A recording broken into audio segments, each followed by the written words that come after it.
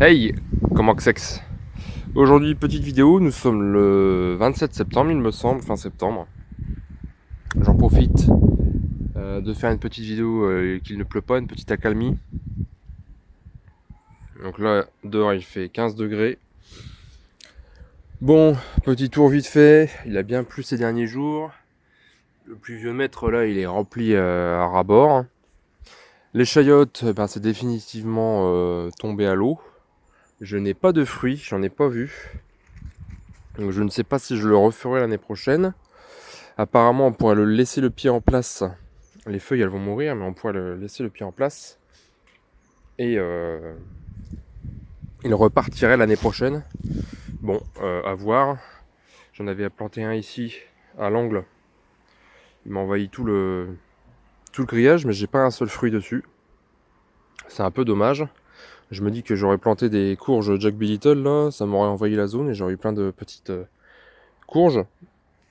Bon, ici, j'ai mes choux rouges Red Jewel.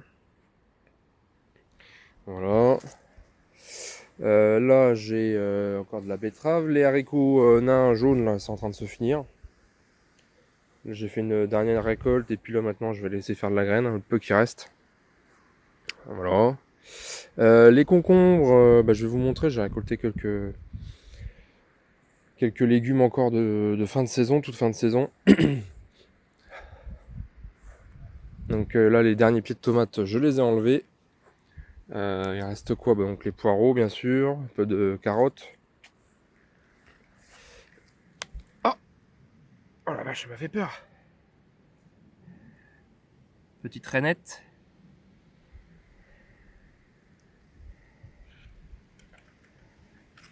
Petite grenouille.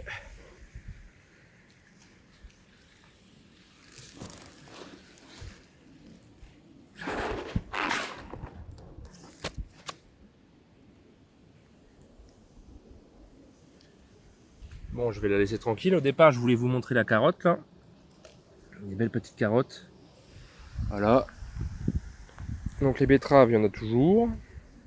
Le persil, il est beau, là. Voilà. Là, on a des belles betteraves, des beaux bébés, là. On en a mangé quelques-unes. C'est très très bon. Ça marche très bien, les betteraves. Je vous recommande franchement d'en mettre. Ici, donc, j'ai retiré tous mes pieds de tomates. Finalement, sur les derniers pieds qu'il me restait, j'ai rien récolté du tout. Je les ai jetés, je les ai coupés, je les ai jetés derrière. Ici, je vous avais montré dans une vidéo, j'ai fait des semis de radis et de salade. Donc les salades, dans la dernière vidéo, elles pointaient le bout de leur nez. Malheureusement, tout a été bouffé aux limaces. Donc c'est une des raisons pour laquelle d'habitude je fais toujours ça en alvéole, en barquette, parce que bah, quand je sème en pleine terre, bah, je me fais tout bouffer. Malgré les granulés bleus anti-limaces. Donc là ici, bon bah j'ai pas honte de le dire, j'ai été me rechercher de la chicorée là pour mettre en extérieur. Voilà, j'ai mis quelques chicorées, une dizaine. On n'est pas très très fan, donc j'en ai pas mis beaucoup. Donc là, voilà, chicorée, endive, scarole, bassa. Je paye ça 3 euros, je sais pas, là, une quinzaine. Bon, je suis dégoûté, il y en avait deux de morts déjà. Donc les radis sont sortis, bon ils se font bouffer bien sûr, mais ils sont sortis. Les petits radis. Voilà, ici aussi. Là on a les petits oignons qui pointent le bout de leur nez. Les petits oignons blancs, je ne sais plus la variété, je vais vous dire ça tout de suite. Donc là c'est les radis flamboyants, et là c'est des oignons Barletta. Barletta. Et là-bas j'ai fait une ligne de navets de Nancy, mais c'est un peu tard. Les navets c'est vraiment mi-août qu'il faut les faire, j'ai dû les faire mi-septembre, ça fait un peu tard déjà. Bon c'est tout hein. Ici on vient aux nouvelles des petits pois, donc les petits pois ils ont bien poussé. Un peu à l'ombre, malheureusement ils sont mal exposés, bon c'est tout, tant pis maintenant. L'année prochaine il faudra que je fasse ça un peu plus au soleil. Ils poussent, il y a déjà les premières fleurs qui arrivent. Et bah voilà, espérons que j'ai des petits pois lisses. Ça serait sympa. Donc là on a les navets semés un peu plus tôt. Je dirais fin août, quelque chose comme ça. Là c'est des radis d'hiver. radis noirs, ils sont déjà bouffés. Aux limaces, décidément les limaces c'est une catastrophe. Hein. Elles nous ont fait chier en début de saison, elles nous font chier en fin de saison. Hein. Pas de problème. Choux de Bruxelles, ça marche toujours très bien. Il va falloir que je les tuteur. Parce qu'avec le vent, il risquerait de se coucher. Ça me ferait mal. Ici, donc on a les céleri raves. Qui grossissent, mais pas non plus. Ça fait un petit pamplemousse là, bon. C'est pas le plus gros. Je suis assez déçu. Voilà, ils sont pas très gros. Là ici c'est sûrement le plus gros que j'ai. Ouais, c'est un pamplemousse. Ça craint le gel, donc pour le moment je laisse dehors, mais bon. Voilà, on verra bien. Je suis assez déçu. Alors est-ce que c'était trop pas l'ombre ici je sais pas. Si je réessaye, j'essaierai de les planter ailleurs. Donc là ici on a encore une rangée de radis, de carottes je veux dire, et de panais. Alors les panais, je sais pas si on va les voir. Je sais pas si on va les voir les panais. Et de la mousse hein.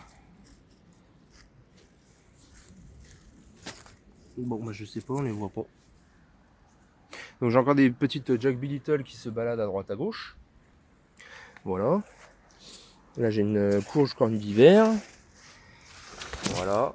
Donc d'où les récoltes début septembre. Il y a les fruits qui continuent encore à grossir. Les fruits restants. Là j'ai une bleue de Hongrie. Une deuxième. Encore j'ai des Jack B. Little par là.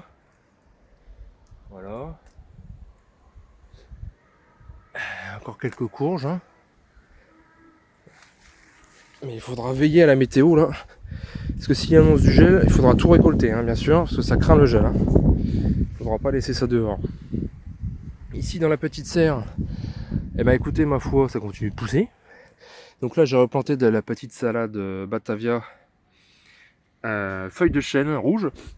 Voilà. Pareil que j'ai acheté dans le commerce. Hein. Je me suis pas pris la tête, j'ai pas fait de semis. J'étais dans les transformations, dans les conserves. Fin de saison, donc j'ai pas refait de semis, c'est vrai que bon, tant pis, hein, c'était 3 € la quinzaine, je crois. Donc voilà, toujours des granulés bleus, hein, malheureusement même dans la serre j'ai plein de petites limaces, c'est pas forcément des grosses limaces oranges, mais des petites limaces grises, vous savez. Donc là les chicorées, elles y touchent pas, elles sont belles. Elles sont toutes belles, et par contre là les Batavia, regardez. Il y a des trous à droite à gauche. Je me fais bouffer. Malgré les granulés, elles viennent quand même essayer de taper.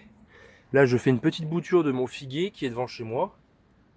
Figuier Goutte d'Or, figuier qui marche très bien dans le nord. Je vous recommande, si vous cherchez une variété de figuier pour le nord, je vous recommande vivement le figuier Goutte d'Or. Donc voyez ici une petite récolte là aujourd'hui. Donc là c'est le dernier pied de tomate Brandberry, tomate cerise que j'ai arraché. Donc il y avait quelques belles tomates vertes, mais elles vont mûrir à la fenêtre. Là c'est les dernières tomates dans la serre. Donc là on a de la Maglia Rosa. Là on a de la rouge glacier encore. Donc ce sera les premières de l'année et les dernières de l'année. Ici une belle petite rasade de piment biquignon jaune. Voilà, que je vais nettoyer, enfin pas rincer à l'eau et foutre ça dans le vinaigre, c'est vraiment bon. Manger ça en une espèce de pickles, vous mangez ça à l'apéro, c'est super bon. Là c'est les derniers concombres, il m'en reste un sur pied. Là j'en ai récolté 3. Donc là à mon avis ces deux là ils se sont pas fait féconder. Ils ont mal été fécondés et vous voyez ils ont le bout un peu... Le bout qui n'a pas été développé, qui est pas développé. On en a un beau, donc ça c'est le deuxième semis de fin de saison. Replanté début juillet. Donc vous voyez, il y en a encore des concombres au mois de... quasiment au mois de octobre. Ici quelques physalis. Là de l'aubergine pour faire de la graine. Donc là on a les figues qui ont explosé parce que avec toute la flotte qu'on a pris, elles ont explosé. Regardez-moi ça comme c'est beau. Figues Goutte d'Or.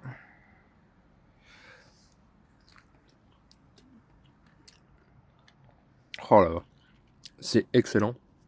Et donc c'est un figuier, comment dirais-je, unisexe, non pas unisexe, mais qui se pollinisent tout seul, je sais plus comment on appelle ça.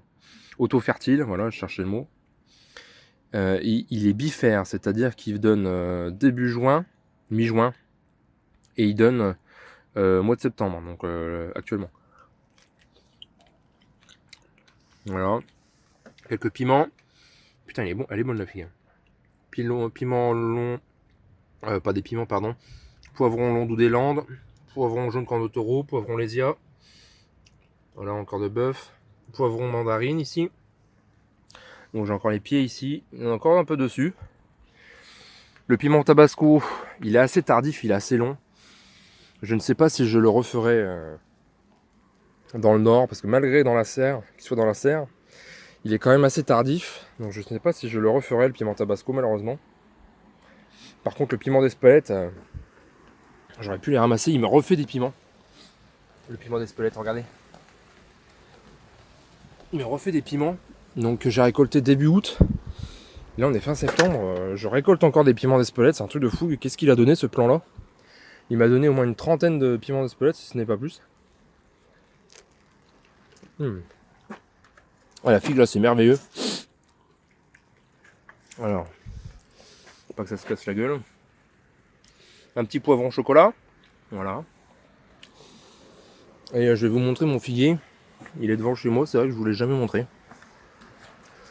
Et puis voilà. Donc il y a la serre qui est là-bas, donc là on peut voir qu'il y a encore des figues dessus. Là elles sont encore... il faut encore les laisser mûrir. Et c'est un figuier qui a 2 ans. Et qui donne très bien. J'avais planté un premier figuier. C'est ronde de Bordeaux, rouge de Bordeaux, je ne sais plus. Que j'avais planté depuis 5-6 ans dans mon jardin. Il m'a jamais donné une figue.